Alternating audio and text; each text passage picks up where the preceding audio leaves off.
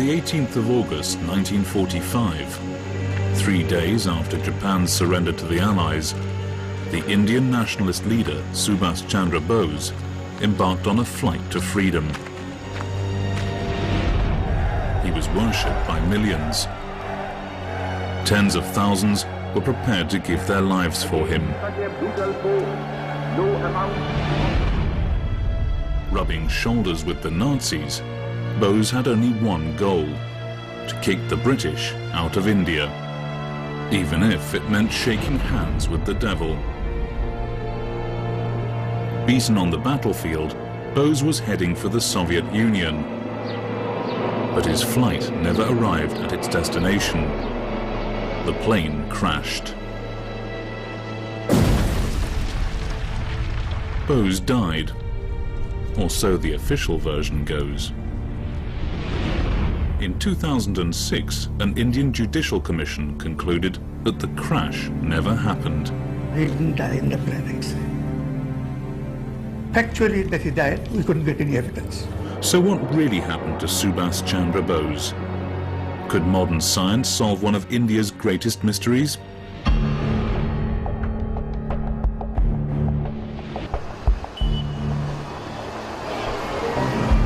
Calcutta, the former capital of British India, the hometown of Subhas Chandra Bose. Anita Pfaff, Bose's only child and daughter, arrives at the city's airport, named after her father.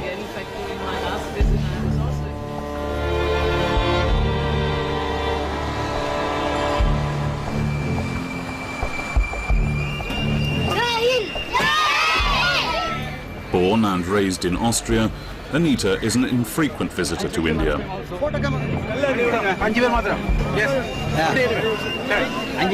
I'm happy now. Thankfully one can do these things today and bypass. She's here to meet the veterans of the Indian National Army. This unconditional dedication to a cause which they showed, I think makes them very unusual people. After decades of not having seen my father, they still hold an emotional tie to him, which is almost unbelievable.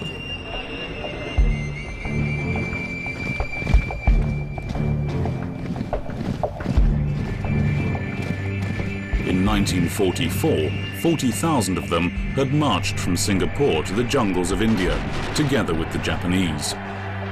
A man with unlimited courage. A man with a distant vision. A man who felt for the millions of people of India. For many Indians, Subhas Chandra Bose has a unique place in history. He was the only nationalist leader who confronted the British Empire on the battlefield.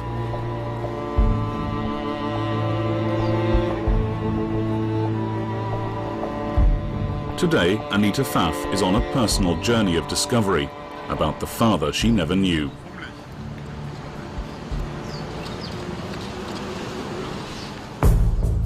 Subhas was born into the family of a wealthy Indian lawyer in Bengal. He was sent to a British school, as his father considered himself a loyal supporter of the British Raj. The British had been the colonial masters of the Indian subcontinent for more than a century. Bringing unity and stability to the country, they ruled with the consent of India's governing classes. One day Subhas might become an officer under British command.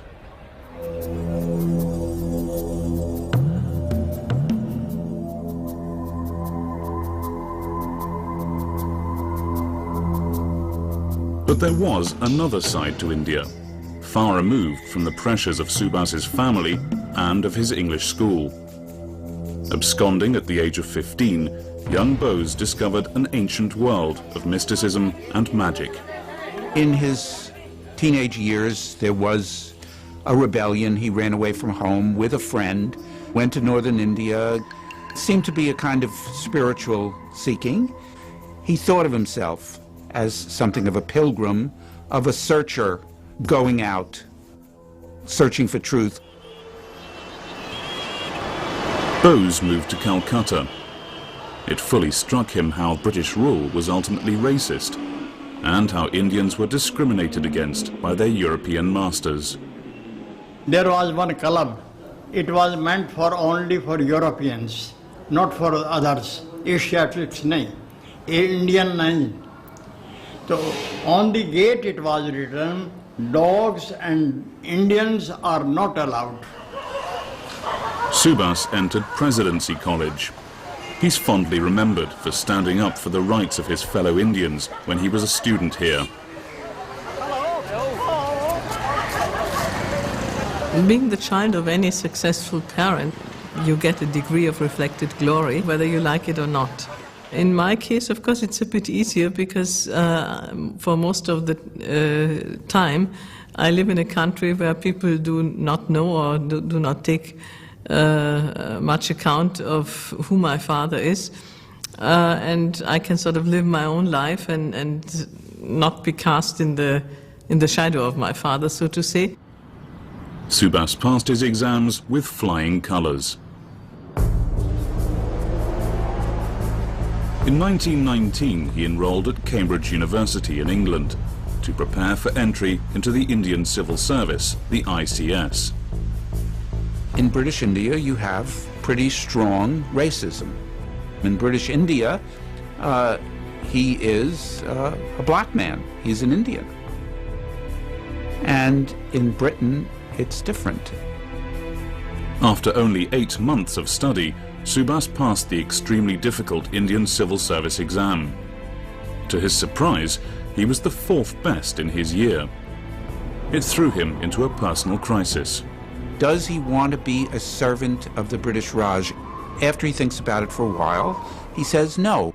The British, they're not thrilled that one of the top candidates would drop out, so they say, please reconsider, you don't know what you're giving up. And he says no. BOSE returned to India to begin a career as a politician, helped by the reputation of his Cambridge degree and by his family connections. The Calcutta region was prone to flooding. Poverty was endemic. BOSE organised famine relief in eastern Bengal, impressing Indians and the British alike.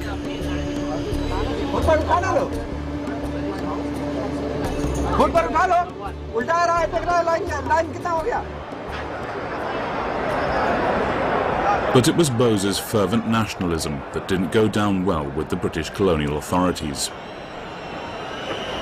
He soon organised protests and strikes against British rule. His declared goal was to kick the British out of India. There were even rumours that he had links with Bengali terrorists. It didn't take long until he was arrested.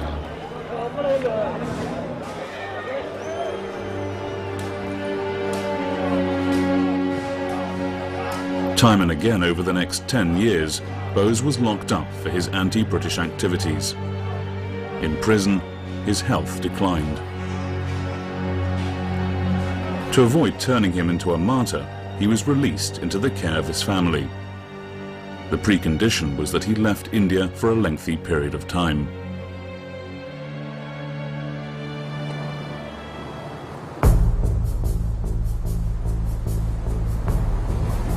In 1933, he boarded a ship to Europe. His destination was Austria, where he was diagnosed as having a stone in his gallbladder. After an operation, BOSE's health gradually improved. As he couldn't be in India, he would continue his struggle on the international stage. He calls himself, during this European period, Ambassador of India in Bondage. He wants Europeans, non-British, to support the efforts of India to obtain independence from the British Empire. Writing his autobiography, he hired a young Austrian woman, Emilia Schenkel, as his secretary. The two fell in love and secretly got married.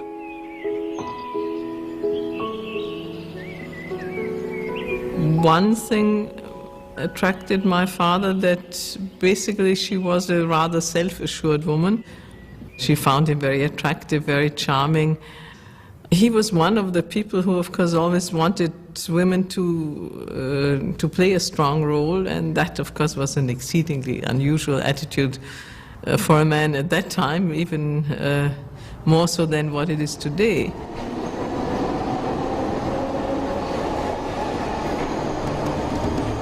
In India, there are many reminders of BOSE's travels in the German-speaking world. It's made him hugely popular among the Indian young. For Anita, there is little she can do to escape her celebrity status as the daughter of one of India's greatest independence heroes.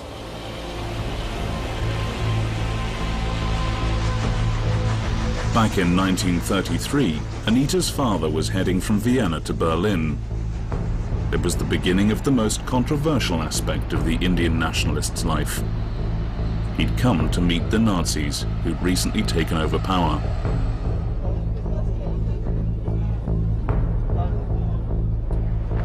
BOSE was impressed by the supposed efficiency of the Nazi regime. He told others that he wanted a combination of socialist ideals and fascist discipline for India. But he criticized that the Nazis considered Indians racially inferior.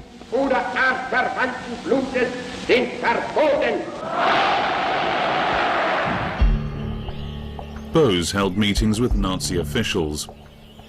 He wanted Germany's political support for Indian independence and asked for a meeting with the Führer himself. But Hitler wasn't interested. In his book, Mein Kampf, My Struggle, written in the 1920s, Hitler declared that the British rule in India in the very best interest of the white person's race. So in that respect, he considered for very crude reasons that Indians cannot be trusted. Indians are unable to govern themselves. So this primitive racism prevented BOSE to get any kind of systematic political alliance with Nazi Germany before 1941. It was time to return to India. BOSE's stay abroad had greatly increased his reputation as an ambassador of Indian independence. I'm proud of my father because he was a man of great integrity. I think he must have been a very magnetic person. And those people who even saw him at a distance themselves, I had heard many incidents that they said, well, I just saw him from a distance and he looked at me and it made a difference to my life. But there was someone who was even more popular than BOSE. Mahatma Gandhi is absolutely unique. Gandhi says the means are as important as the ends. If you have a goal and you use corrupt means, you use violent means to achieve it, you contaminate the goal that you seek.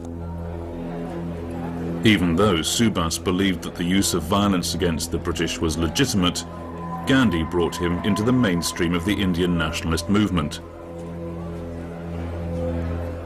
He even ensured that BOSE was elected president of the Indian National Congress Party. Now, about Gandhi, you have to remember, although he even ensured that BOSE was elected president of the Indian National Congress Party. Now, about Gandhi, you have to remember, although he sounds like a saint, he's a politician. He's a master of raising money. He's a master of propaganda. He's a master of choosing men who will help him. But BOSE became disillusioned with the lack of zeal amongst Congress leaders, like Jawaharlal Nehru, Gandhi's favorite political protege. Subhas publicly advocated the use of violence against the British. India is going to be free. Our struggle is no doubt a non-violent struggle. But even a non-violent struggle demands an army, an organization, and a machinery. Gandhi was shocked. and BOSE was forced to resign. He rallied the radical Indian left around him and set up a new political party, the Forward Bloc. But events a long way from India were working against him. Der Großangriff auf London nimmt seinen Anfang. Britain was under attack by Nazi Germany. In August 1940, German bombers were flying raids against London. There was widespread talk of an imminent invasion. Britain's ultra-conservative new Prime Minister, Winston Churchill, advocated a tough hand in India, while the war in Europe was threatening the survival of Britain as an independent nation. Now wasn't the time to go soft on Indian nationalists. Churchill is a great war leader for Great Britain and a disaster for India. He talks about Indians in such an incredibly condescending, almost racist way that he is hated in India. BOSE and his followers were arrested. The Forward Bloc movement came to a halt. BOSE had undertaken a hunger strike in prison, and the British did not want him to die on their hands, and so had allowed him to go home with the intention of rearresting him as soon as he regained his health. But BOSE managed to escape. In disguise, he headed north. He then walked across the border into Afghanistan. His life was in great danger, as newly discovered documents prove. From London, an order went out to the Special Operations Executive in Istanbul and Cairo that they should wire what arrangements they could make for Subhash Chandra Bose's assassination. Clearly, the British saw him as their most resourceful and inveterate opponent, and during the war, they were prepared to go to any lengths to stop him. Afghanistan was the playground of the world's intelligence services. Everywhere, BOSE had to suspect a British agent. His cover was about to be blown when he received an exit visa.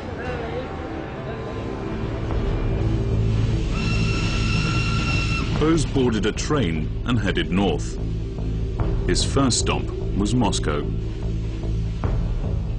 BOSE was always very much impressed by the Soviet Union, by Lenin, even by Stalin, and he was always interested to get the kind of relationship with the Soviet politicians. But Stalin didn't trust the Indian nationalist. He feared that BOSE might be a British agent. Subhas only received a transit visa and was forced to continue his journey. His final destination was Germany, which had a non-aggression treaty with the Soviet Union.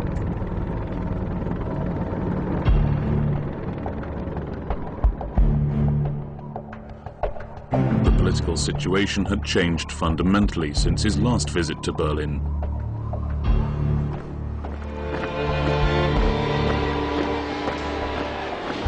The Nazis were at the height of their power, the masters of Western and Central Europe.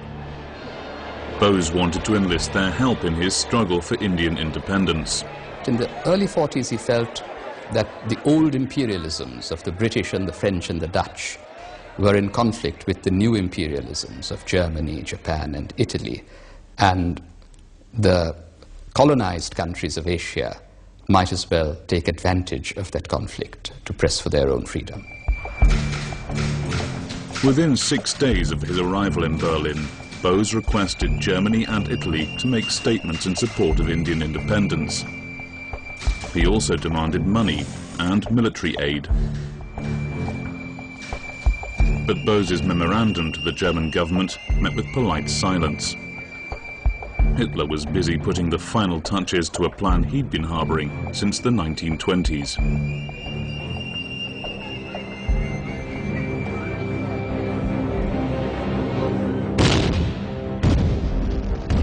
On the 22nd of June 1941, the German Wehrmacht attacked the Soviet Union.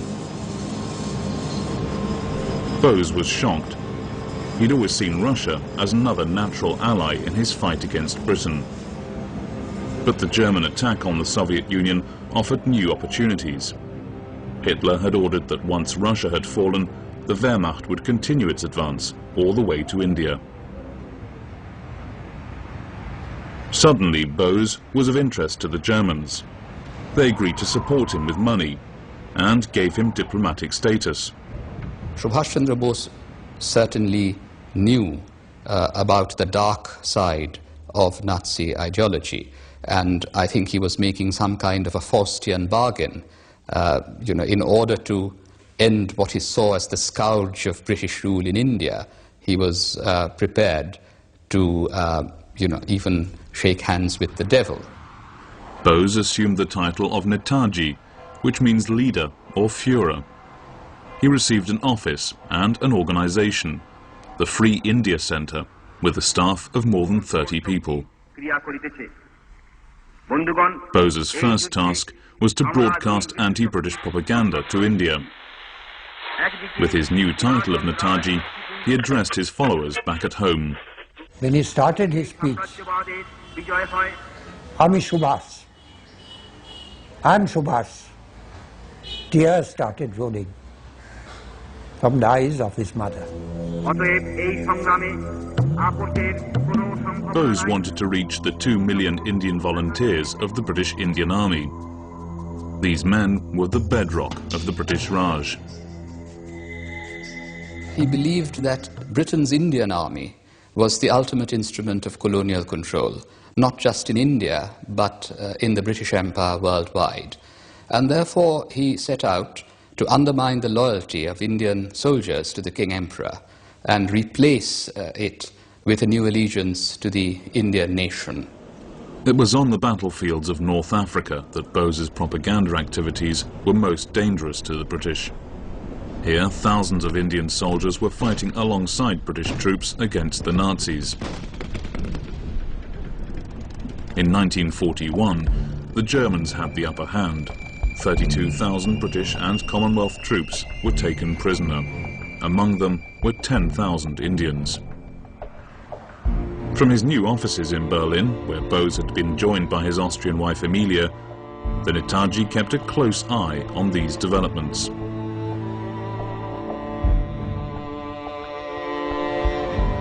His focus was on the sleepy German town of Annaburg, south of Berlin. During the war, it was the arrival point for the nearby POW camp of Königsbrück. In the autumn of 1941, the first detachment of British Indian prisoners arrived here by train. They'd been specially separated from their British comrades. BOSE soon paid the camp a visit.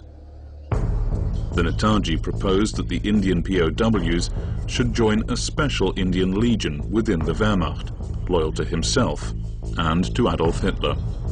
My husband accompanied them as an interpreter, and he explained that the Sikhs, the ones with the turbans, it was always very difficult to convince them. They always started talking about the salt. We eat English salt, and we swore an oath to them. BOSE didn't react angrily. He said, I understand that, but it's your land you're working for. Your land needs to be free, and everything we can do, we're doing it for ourselves. And the Sikhs accepted that. A total of 3,500 Indian soldiers signed up. Though part of the Wehrmacht, their goal was the liberation of India. The National Socialist arrogance with respect to the Indians, that wasn't really relevant for us. On the contrary, we thought, okay, they're different, and maybe they're not what you expect from a German soldier either. But that's why they're Indians. We have to accept that.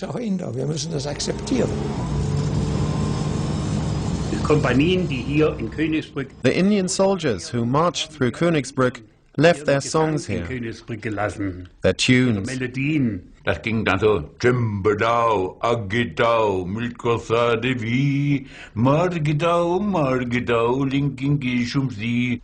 Ageau, Kadambarau, Milkosa de Vi. Also, onward with a determined stride, all joined together. Alle zusammengeschlossen. And now comes the interesting part. Hindus, Muslims, Sikhs and Christians, all brothers to one another. And that was the point. We wanted to have a community for the future of India.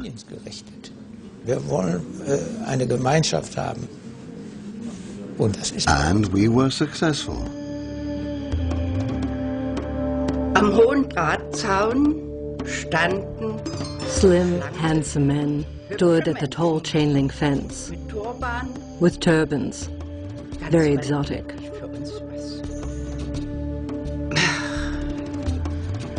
For us, it was something right out of Aladdin or 1001 Nights. Yes, we were attracted to them somehow.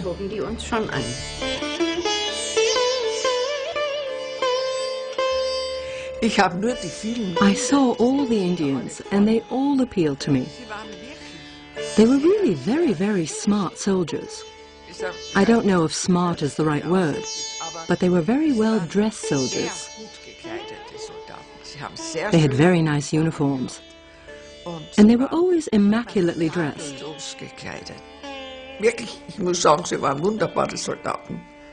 All the girls lusted after the Indians at the time. Me too. BOSE's Indian Legion appeared in a Nazi newsreel.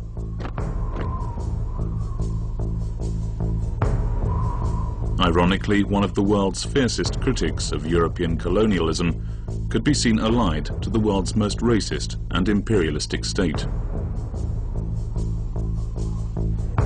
But the Wehrmacht's war against Russia wasn't going well. The chances of reaching India were slim.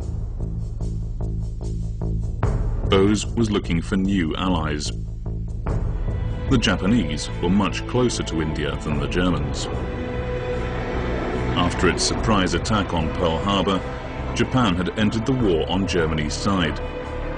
Sweeping down the Malay Peninsula, the Japanese had caught the British forces in Southeast Asia than the Germans. After its surprise attack on Pearl Harbor, Japan had entered the war on Germany's side. Sweeping down the Malay Peninsula, the Japanese had caught the British forces in Southeast Asia napping. The British garrison in Singapore was forced to surrender. Winston Churchill called it the biggest defeat in British history. Among the 130,000 Allied prisoners were tens of thousands of Indians. Back in Berlin, BOSE visited the Japanese embassy to offer his services. He'd set up an Indian Legion in Germany and wanted to do the same in Southeast Asia, together with the Japanese. It was agreed that he would make his way to Japan as soon as possible. But first BOSE travelled to the German military headquarters in East Prussia to meet the man he'd been chasing for years.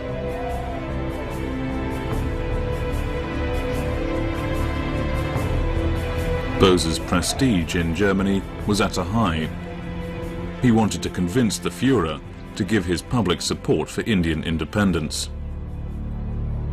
Their handshake was captured on camera, but the meeting didn't go as well as BOSE had planned.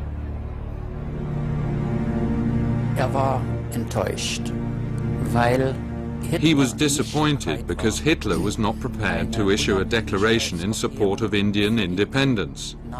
Hitler wouldn't do it, Ribbentrop wouldn't do it either. No one would.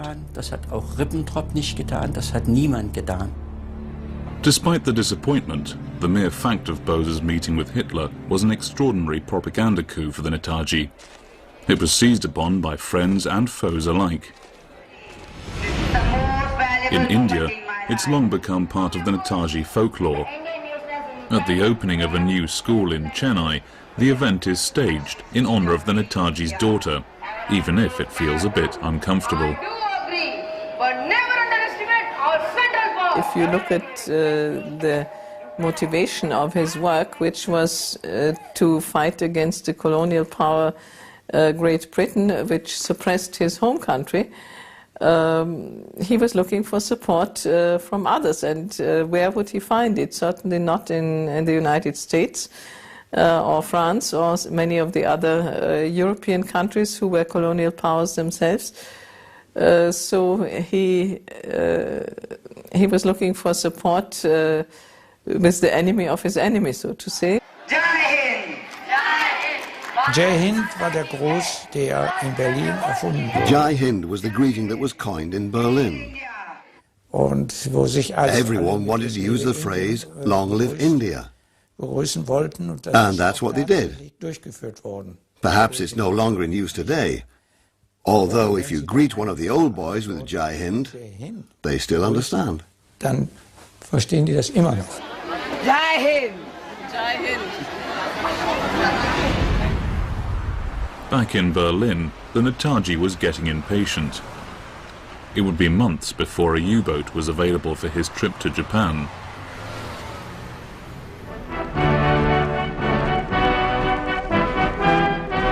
BOSE used the time to hold an international conference on India. It introduced a piece of music that would later become India's national anthem. Den Kampf bis zum Siege weiterzuführen, zu bekräftigen. In diesem Kampf, der für Indien ein Kampf Sein oder Nichtsein ist, kann es nur einen Ausgang geben, unseren gemeinsamen Sieg. Lang leben die Dreifachmächte und ihre Verbündeten. Lang lebe das freie Indien. Da hat große Pläne entwickelt. Das ging ja über He had great plans, beyond new stamps and coins for India. He had ideas on the postal system. He had ideas on how to organize the police. In the opinion of German observers, he was so advanced in his thinking that if India had become independent, he could have implemented his ideas for a new government immediately. Staatsführung und der Regierung hätte umsetzen können. BOSE considered the German police to be the perfect model for an independent India. He even managed to get an appointment with the Nazis' leading police expert. It was Heinrich Himmler, Reichsführer of the SS, architect of the final solution. Amazingly, the Nazis' most murderous racist made BOSE feel extremely welcome. Heinrich Himmler hatte sich jahrelang mit Indien beschäftigt. Heinrich Himmler had been preoccupied with India for years. He knew about Indian culture, about Indian literature like Shakuntala, etc., and he was interested in learning more about India under British rule, politically and economically. Unter britischer Herrschaft jetzt stand, zu erfahren.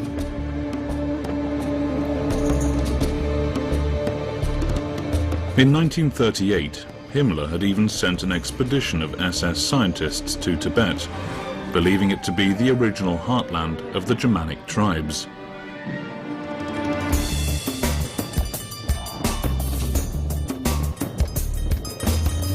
A film about the expedition was shown in German cinemas and had been hugely popular.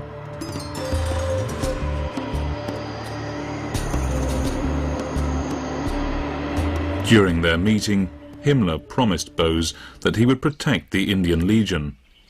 They parted on good terms. The following day, BOSE returned to Berlin. Himmler's next appointment was in Auschwitz. For Amelia, these were anxious times. She was several months pregnant. She certainly was not very happy, I'm sure. But I think she always accepted that his love for India came first, and any personal kind of responsibility or affection would have to be in second or third place. I doubt that she argued with him to do anything different, because it certainly would not have had any effect. In November, Amelia gave birth to a baby girl, Anita. 3 months later, BOSE's time of waiting came to an end. He boarded the German submarine U-180 and quietly slipped away. leaving behind his wife and daughter. To avoid being detected by British destroyers in the English Channel, BOSE's U-boat was heading for the icy waters north of Scotland. Billy Carnot was one of the German submarine's torpedo engineers. It was our great fortune that there was a storm with wind force 12. No patrol boats could last in the area, and aeroplanes couldn't take off either. At the same time, the thermometer dropped to about -10 degrees Celsius. It was so cold that our deck gun turned into a gigantic block of ice. Mr. BOSE and Mr. Hassan fared extremely poorly in the rough sea. They spent most of the time in their berths. They were green and yellow. They almost changed color.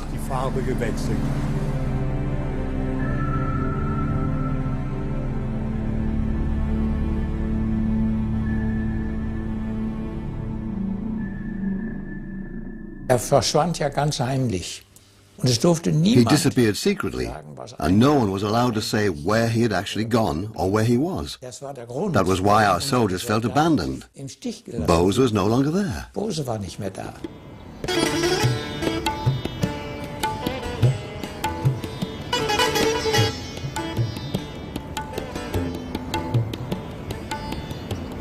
Es war eigentlich It was actually a happy time.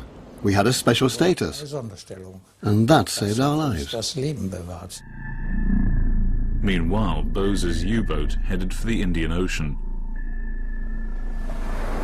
He was to be transferred to a Japanese submarine that would take the Netaji all the way to Japan. BOSE hat sich schrecklich gefürchtet. BOSE was terrified. He absolutely refused to get into the Japanese dinghy because when he saw it, he realized he would be in water up to his backside. Even after trying to persuade him, he wouldn't go. So we had to prepare our dinghy, which had a solid bottom.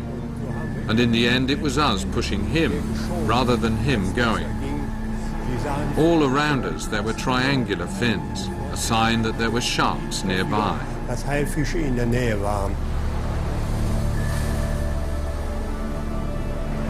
The Japanese submarine managed to carry BOSE all the way to Southeast Asia.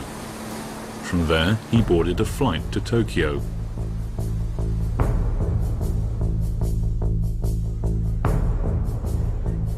We are now living in a period. Addressing the Japanese government, BOSE was elated. Within the ranks of the Indian National Congress, you see today. He always felt more comfortable with the Japanese than he had ever felt with the Germans. I think he made a much greater impact. He made no impact on Hitler. He was a flea. He was an Indian flea to Hitler. To Tojo, he was a real person, the head of a, or at least the potential head of a freedom movement who could ally with the Japanese and perhaps raise a big rebellion which would help the Japanese to defeat the British in Southeast Asia. BOSE now proceeded to Singapore. He received a hero's welcome by thousands of Indian volunteers. BOSE now proceeded to Singapore. He received a hero's welcome by thousands of Indian volunteers, members of the Indian National Army under Japanese command. They were ready to fight the British, but had lacked a charismatic Indian leader. Netaji is there. My dream was realized, and I was quite sure that Netaji will get India freedom. And our whole army, there were more than 50,000 Indians. We were ready to sacrifice ourselves, but get India independent. BOSE told his followers that together with the Japanese, an attack on British India had every chance of success. Subhas Bose said, oh, as soon as we get into India, hundreds of thousands of people will rise up and fight against the British. Some truly believed in what Subhas Bose was preaching, which is, we are now going to fight for our own freedom. Why should we fight for the victories of the British Empire? Let's fight for Indian freedom. And that's what he persuaded some of them to do. One of the unique features of the Indian National Army was that there was a women's regiment. They were trained to fight, they were given small arms training, and many of them were teenage girls, recruited from the Indian population in Southeast Asia.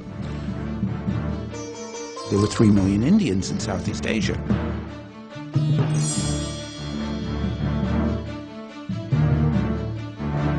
These young women, he felt as if they were his adopted daughters. He called them the Ranis, the Rani of Jhansi Regiment, after this princess, the Rani of Jhansi.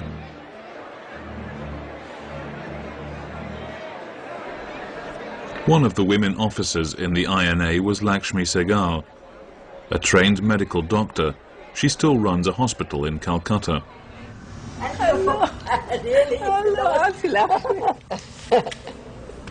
My daughter.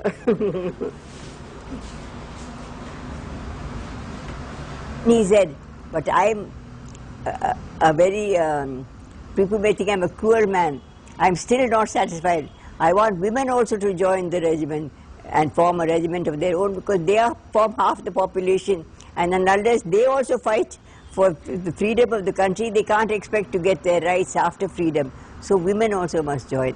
At the beginning of 1944, the Indian National Army joined the Japanese advance towards India. The Japanese generals and officers had a lot of respect for Bose. And some of them said to me privately, there is no person in the war who more fully fit the ideal of a samurai than Subhas Chandra Bose.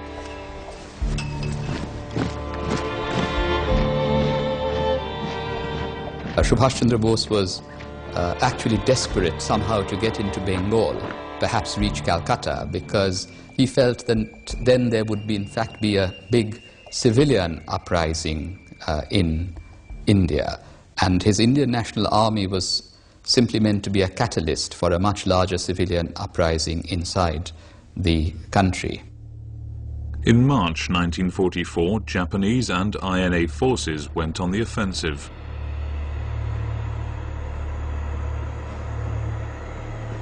The Japanese expected an easy victory, just like in 1942. But this time, the British were ahead of the game.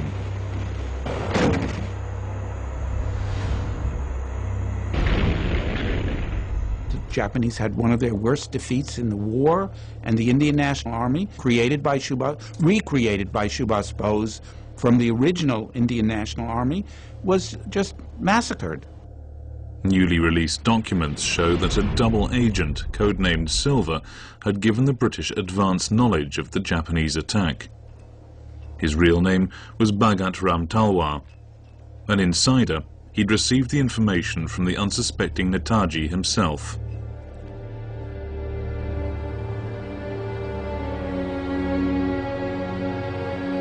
Bose had believed that the Indian troops fighting for the British would surrender to the advancing INA. Instead, it was Bose's forces who were surrendering to the Allies. There are defeats on the road to victory. That this is a big setback, but the cause of Indian freedom continues in some other way. I think that he understands that this is going to have a propaganda effect in India. After the war, the British would put 3 generals of the Indian National Army on trial in the Red Fort in Delhi. One was a Muslim, Shahnawaz Khan. Another was a Hindu, P.K. Saigal. And another was a Sikh, Guru Baksh Singh Dhillon. Suddenly there was this Muslim, Sikh, all together in it. The INA trial would cause a nationwide outcry. The political miscalculation by the British is so enormous to give publicity to the actions which Indians are going to see as patriotic, to give them enormous publicity. Just a stupefying mistake by the British and General Auchinleck. Anyway, they're put on trial, they're convicted, treason against the king, emperor. They're sentenced to transportation for life, that is life imprisonment, and then they're released. I mean, the demonstrations in India on behalf of the Indian National Army and the knowledge that was coming out about the struggle of this army of Subhas Bose to fight with the Japanese for the liberation from the British Empire gets out after the war, and they're now considered heroes and martyrs. But even a non-violent struggle demands an army, an organization, and a machinery. 12 months before the trials, on the 18th of August 1945, 3 days after Japan's surrender to the Allies, Bose was still full of confidence about his political future. He decided to fly to Manchuria and surrender to the forces of the Soviet Union and continue his struggle for Indian independence. I think Subhas would have gotten fantastic admiration after independence, and I think he could have been a cabinet minister, he could have been a leader of a very important opposition socialist party, but he would have had a very important role to play. He was a relatively young man, he was 48 years old. But the plane was overloaded. After a stopover in Japanese-occupied Formosa, it developed engine trouble.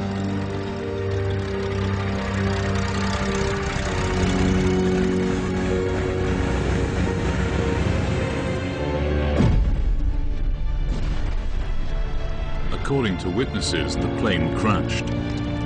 Bose died as a result of severe burns. He was cremated, and his remains were sent to a Buddhist temple in Japan, where they're still kept today. The first was a shock.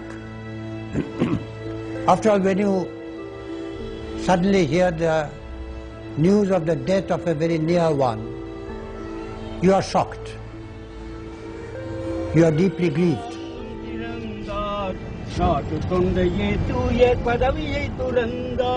News of Bose's death was broadcast around the world. Eventually, it reached his widow, Emilia, in Vienna. After she got the news of my father's death, she was really devastated, evidently. She said that I really wanted to end life, but it's my child that caused me to cling. So I think it was a very difficult thing, but she was rather strong in the sense of sort of dealing with it and also not constantly complaining about it. But not everyone believed that the Netaji died in 1945. Some suggested that he'd made it to the Soviet Union, where he was locked up in a labor camp. Others believed Bose escaped altogether. When we heard about the plane crash and he died, we who knew that this sort of fake news has been broadcasted many times, and this may be one of the tricks.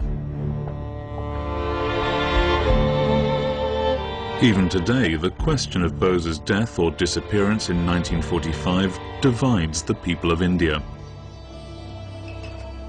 Recently, an official commission appointed by the Indian government presented the findings of a 6-year investigation into Bose's death. Chaired by a former High Court judge, the Mukherjee Commission's findings shocked the nation. He was such a beloved leader of the country, the people must know about what happened ultimately. My findings are, so to speak, is partial, in the sense that I have only said the earlier findings of his death is not correct, the ashes are not his. The Commission's findings are highly sensitive. If Bose didn't die in the plane crash, why did he never reappear in public? He could have played a major role before and after Indian independence in 1947. According to the most popular conspiracy theory, India's first Prime Minister, Jawaharlal Nehru, knew that Bose hadn't died in a plane crash. Some elements are that Bose was in a Soviet prison and he lived there for decades even, and Nehru did everything to convince Stalin that Bose should stay in that prison, not be allowed to come back. It was in Nehru's interest that Bose did not reappear in independent India. It must be Nehru's doing. There is no proof for that, but it's interesting that these conspiracy theories, even when in 1997 there was Bose's 100th birthday, still some conspiracy theories were very much alive. Anita Pfaff has always believed in the official version of events. She's also argued that a DNA test of Bose's remains is unnecessary. She's now changed her mind on the test. As a consequence of the report of the last inquiry commission, I have written to the priest of Renkochi temple asking him to agree to providing bone samples for a DNA test.